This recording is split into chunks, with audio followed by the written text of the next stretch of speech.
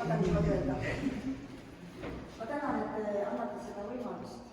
Mul oli 7 aastat tagasi seda väga vaja. See on fantastiline, see on aeg endale.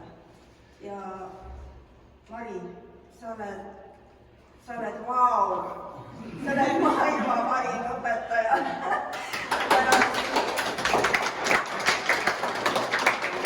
Mul on palju õppida, ma ei lähe ära. Meil on, mis me siis ütleme, sinu tööd, kus juures on see lihtsalt lust teha õpetada sind. Mul on lapselapsed, kes istuvad, ütlevad, et jope tuli hästi välja, võid juba järgmist joonistada. See on jope. Olivia oli see, ütles, et jope tuli hästi välja. No võib-olla mõni laps või lapselaps ka võtab sõna. Julgeb keegi sõna? Ei, sellest ei ole. Aga seoses sellega, et ma ei pusinud vastu ja ma õppisin selle ära, et ei ole mõtet õpetajale vastu õpeta. Niikuinii teeb oma.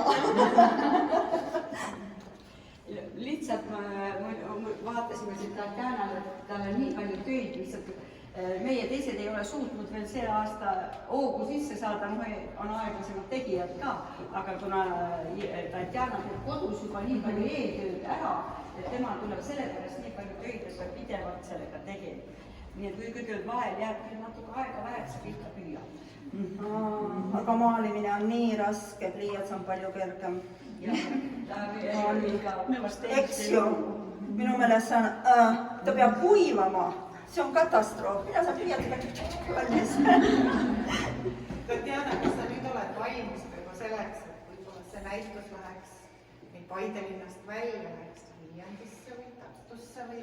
Seda peab küsima oma tellide käest, kas on nõus, et neid näevad ka teistes linnades. Ma arvan, et isikliselt on sellega nõus, aga... Ma arvan, et teistes linnades ei ole seda muret, sest seal linnast ei tunta nagu nii, eks ole, selles suhtes, et lihtsalt vaadatakse kui ilusat tööd, eks ole, ja vaadatakse isikut. Selle peale mõtlen, kui on vaja, mis siis ikka, teeme ära.